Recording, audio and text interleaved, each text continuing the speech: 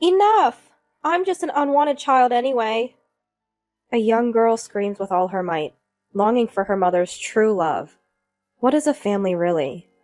As I ponder this eternal question, I hold the crying girl in my arms. My name is Emily. I became pregnant for the first time at 32. My husband Kenneth is 35 and has a child from a previous marriage. This is my first marriage, but Kenneth's second. He has a daughter with his ex-wife, Rosie. Rosie's infidelity was the cause of the divorce. Kenneth wanted to take his daughter, but she, only 2 at the time, adamantly refused to leave Rosie. Reluctantly, Kenneth let her go, as Rosie promised to take care of her. 5 years after the divorce, Kenneth still pays child support, but has never seen his daughter. I met Kenneth 4 years ago. We married a year after dating, and soon conceived. I'd be lying if I said I wasn't concerned about Rosie's child, but I harbored no negative thoughts. Instead, I felt sorry for Kenneth, unable to see his child. Before my pregnancy, I hadn't thought much about children. However, carrying a new life made me realize the pain of being separated from one's child. The mere thought of being apart from a newborn is terrifying. Maybe I'm slowly gaining a sense of parenthood. One day, while walking with Kenneth after a prenatal checkup, he suddenly exclaimed, "Ah!" he exclaimed. In front of us was a couple, arms linked. "Wow, long time no see," the woman said to Kenneth. "You too. Wait, isn't Stephanie with you?" I recognized the name. This woman was Kenneth's ex-wife, and Stephanie, their daughter. Despite living in the same city, their encounter left me speechless. Stephanie? Isn't she at home? She seemed indifferent about her daughter, out on a date with a man, possibly her boyfriend or husband. What's with that tone? You should know where your child is. She's in elementary school. She can stay home alone. She's only a first grader. Alone at home? Don't meddle in other people's business. Stephanie is my daughter. Sure. Keep paying the child support, okay? Hey! Ignoring an angry Kenneth, she and the man quickly left. A few days later, while shopping alone, I saw a familiar woman approaching. Perfect timing. I was about to go to your house. Here, take this. She thrust a young girl with a school bag in front of me. Her daughter, Kenneth's Stephanie. She must have learned our address through Kenneth. What I thought was coincidence wasn't. I'll be away for a while. Can you look after her? Wait a minute. Before I could respond, she disappeared. How fast? Left with Stephanie, I suggested. Let's go home. I couldn't leave her there. She was expressionless, silent, and immobile. Finally looking at me. I know I might not be perfect, but please take good care of me, she said politely. A first grader? Really? Confused, I let her home. I'm so sorry. I gave Rosie a piece of my mind. Kenneth apologized when he returned from work. It's okay. We can't leave a small child alone. I understand. It's unclear what Stephanie thought of her father, but she quietly read her book. A very well-behaved, quiet girl. That was her first impression. Odd for a first grader not to miss her mother after a few hours, yet she said nothing. Until Kenneth got home. Want some snacks? Or, how about watching some anime? I tried to engage her. Don't worry about me. But all I got was, do you enjoy school? What's your favorite food? When I asked. Nothing in particular, she simply replied. Eventually, we both fell silent. It was incredibly awkward. That woman, she's off on a week-long trip with her new boyfriend, not even thinking about where to leave the child. It's just terrible. How did she handle these situations before? Probably our recent accidental meeting made her think she found the perfect place to leave Stephanie. Her parents are long gone, Kenneth murmured softly, filling the air with a sense of helplessness. For a week, Stephanie remained a good girl. You might think that's good, right? No, I think it's not good at all. She's a child, right? Still a first grader. Isn't this the age to be a bit troublesome? In the end, she stayed good. and the week ended with an awkward silence. Then the day came for Kenneth's ex-wife to pick her up. On that Sunday morning, Stephanie seemed unusually restless. "Mommy, is she coming?" She's still a child, missing her mother. Just as I was thinking this. What? You said your wife was there, right? Listen, my wife is pregnant and can't manage everything. You know that, right? Think about Stephanie's feelings, waiting eagerly for you. Kenneth's angry voice echoed. Stephanie looked out the darkening window with sad eyes. Her mother didn't come to pick her up at the agreed time. When Kenneth called her, she must have said something came up. Kenneth was furious. No pickup time for Stephanie today. Keep your promises! It's cruel, isn't it? Hey! Hey! You're kidding me! She hung up. Kenneth stood stunned after being abruptly cut off. Stephanie, how do I explain this? As I reached to touch her shoulder, she slapped my hand away. Stephanie? It's fine. What? It's fine! I'm just an unwanted child anyway. Stephanie, wait! Mommy always does this. Always choosing men over me. Always coming home late. Never cooking.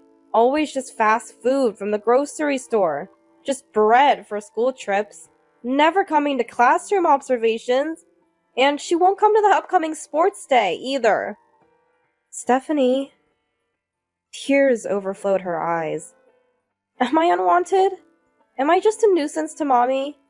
I kept my promise. I was good. But Mommy. Stephanie. Unable to hear more, I hugged her tightly. At that moment, he probably couldn't hold back anymore. Stephanie burst into tears. She must have been holding back all this while, believing that being good would make her mother care. There were no unnatural injuries or shabby clothes on Stephanie. Her mother provided care, in a sense. But what a young child needs most is love. A tight hug, a gentle stroke on the head, to be told, I love you, you're precious. That's what she never received from her mother. Stephanie!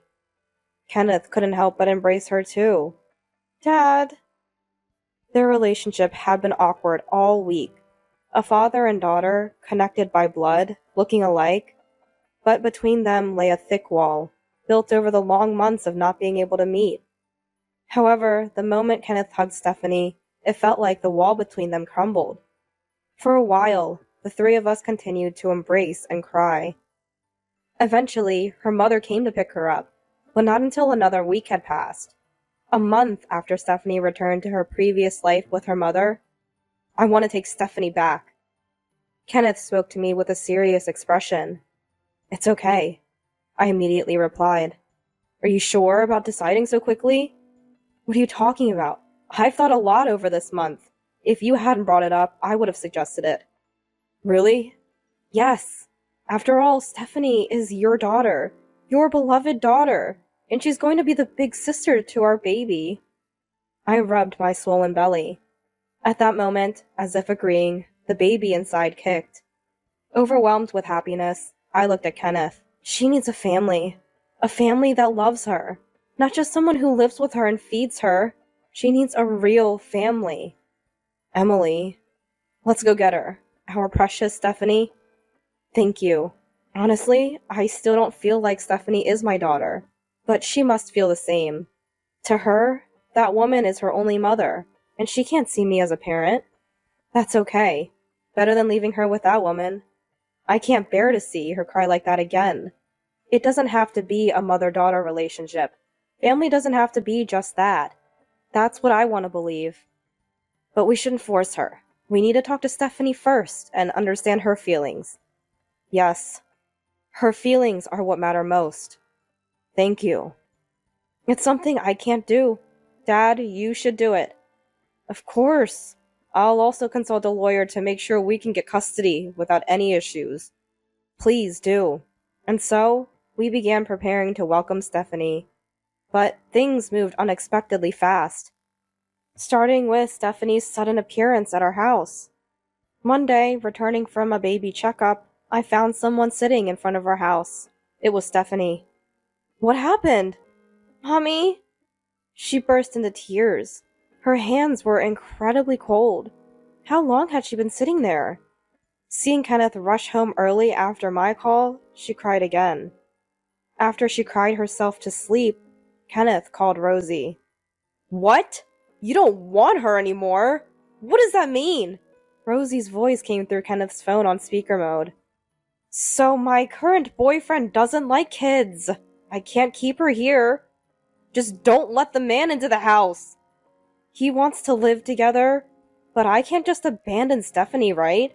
I don't want to be accused of being cruel to my child.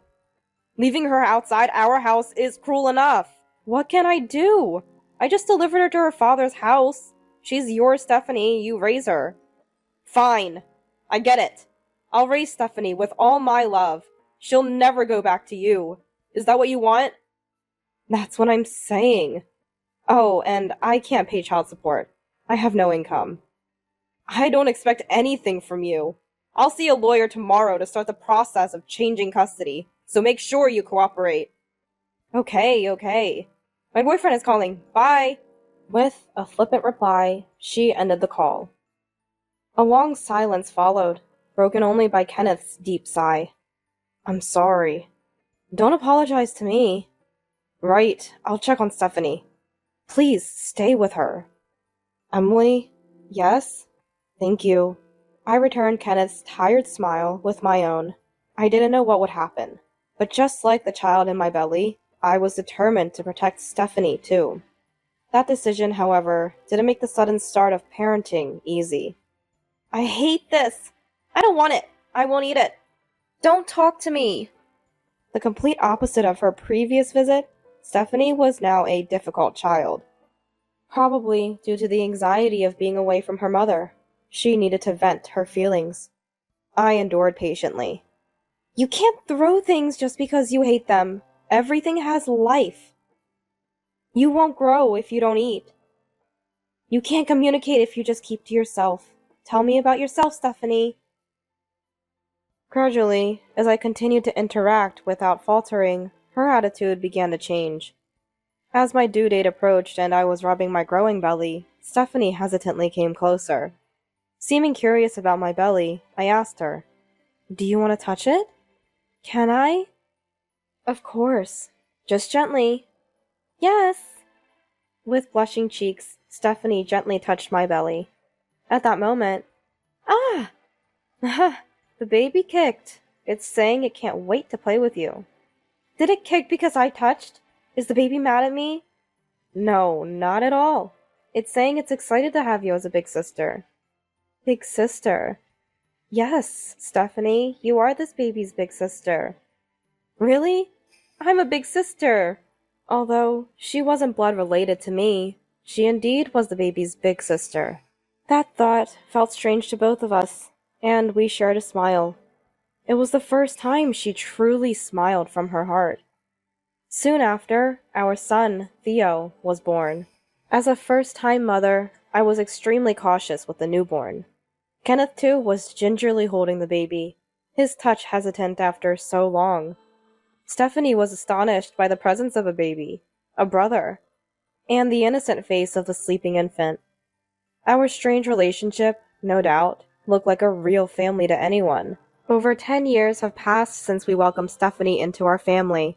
Now, close to graduating high school, Stephanie has finally grown out of her rebellious phase. These days, it's Theo who's more troublesome. One day, Kenneth received a call from Rosie, his ex-wife, after more than a decade of estrangement.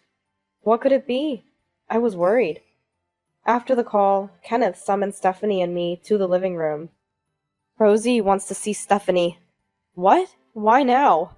Apparently, Rosie is alone now. She must be lonely. Always so selfish. Kenneth spat out angrily, raw emotion in his voice. I felt the same.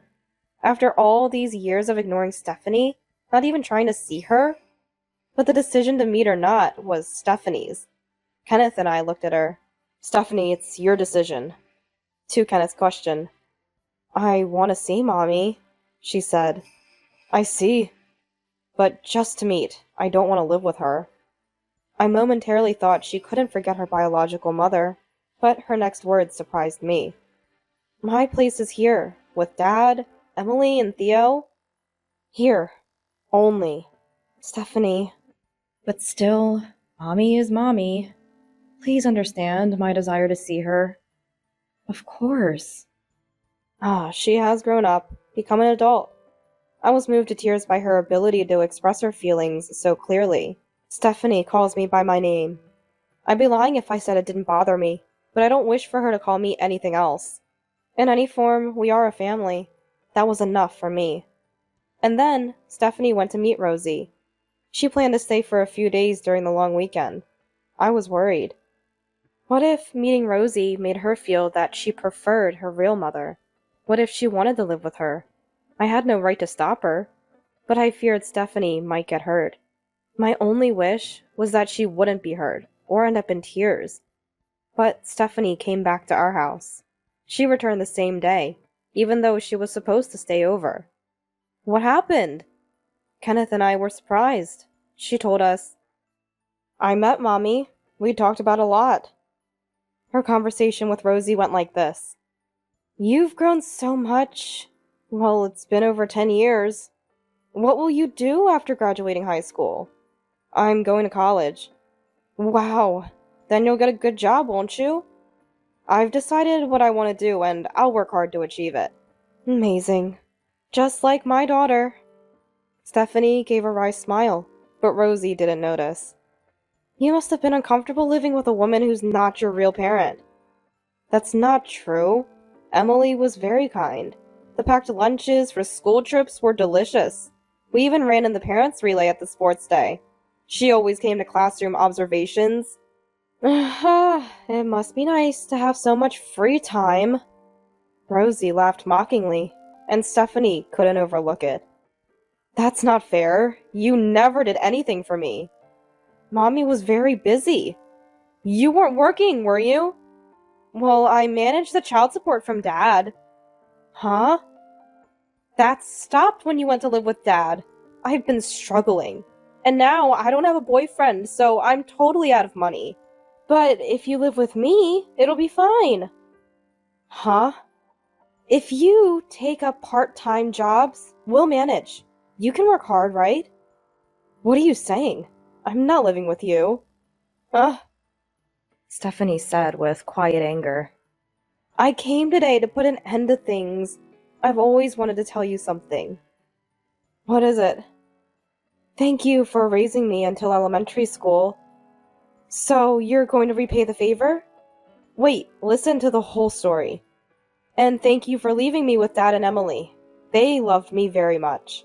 Emily gave me the love you never did. An overflowing love. That?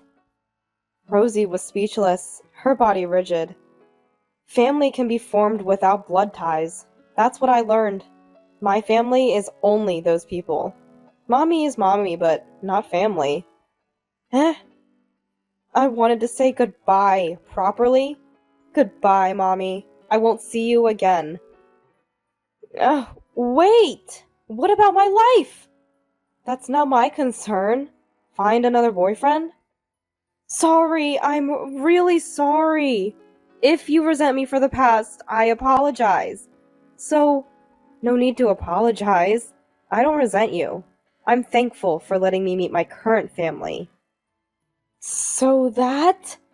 Stephanie shook off Rosie's begging arms, smiled again, and said, Goodbye.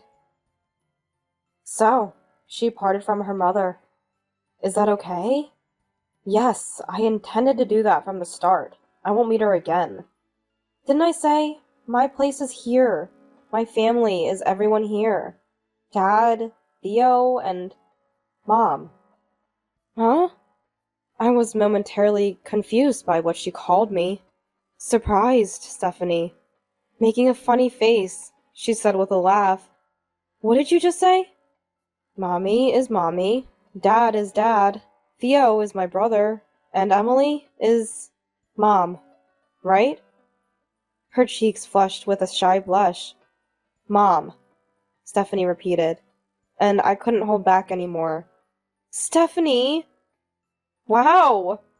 She looked puzzled as she embraced me, tears streaming down my face.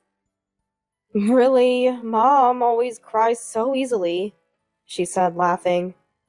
After that, the whereabouts of that woman, who fell into debt, remained unknown. Our family's connection with her was completely severed. Hey, Stephanie, you forgot your lunch money? Oh no, I have a part-time job and we'll be home late today. Call me when you get to the station. I'll come pick you up. No need for that. It is necessary. It's dangerous. All right, I understand. You worry too much. What kind of mom wouldn't worry about her daughter? Stephanie, now a university student, seems busy, but happy with her student life. Her constant smiles make me happy too. I'm off then, Mom. She waves as she leaves. I too smile and wave back, wishing happiness for our family today as well.